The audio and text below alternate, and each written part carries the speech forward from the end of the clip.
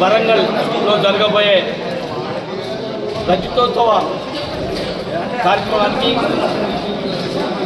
TRS party working president సూచనల మేరకు ఈరోజు బీఆర్ఎస్ పార్టీ కుటుంబ సభ్యులం అందరం కలిసి ఈరోజు బీఆర్ఎస్ పార్టీ ఆఫీస్లో మీటింగ్ ఏర్పాటు చేసుకోవడం జరిగింది.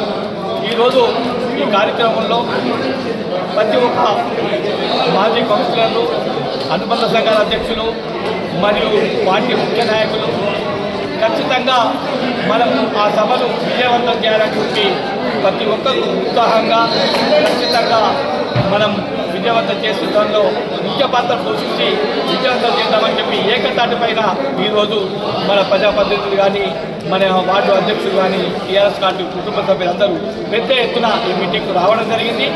ఇదే మాదిరిగా సభను సుధా విజయవంతం చేసుకుందామని చెప్పి అందరి ఆలోచనలతోటి ఇవాళ పెద్ద ఎత్తున మనం పోవాలి, విజయవంతం చేయాలని చెప్పి మా బీఆర్ఎస్ పార్టీ అన్నందుకు మా పార్టీ పక్షాన, ఇతర పక్షాన ఇదే స్ఫూర్తితోటి రేపు సభను పెద్ద ఎత్తున విజయవంతం చేయాలని చెప్పి కోరుకుంటున్నాను. ఈ సందర్భంగా ముఖ్యంగా సిరిసిల్ల పట్టణంలో అభివృద్ధి 20 సంవత్సరాలు నోచుకోలేదు మన సిరిసిల్ల.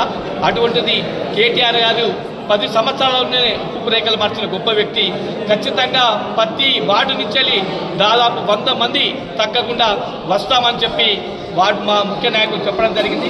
అదేవిధంగా ప్రతి ముఖ్య నాయకులందరినీ సమకూర్చుకుంటూ ఆ సభను విజయవంతం చేసిన తర్వాత అక్కడ సభలో పెద్దలు కేసీఆర్ గారు చెప్పిన విధానంగా వార్డు వేదిగా చెప్పి రానున్న రోజుల్లో మా సిరిసిల్ల పట్టణంలో కావచ్చు, రానున్న ఎలక్షన్లో జెండా ఎగరేసేది పక్కా అని చెప్పి ఈ సందర్భంగా తెలియజేసుకుంటూ ఈ కార్యక్రమం సహకరించిన పెద్దలు ముఖ్యంగా ఈ సభలో పాల్గొన్న ప్రతి ఒక్కరికి తెలియజేసుకుంటున్నారు.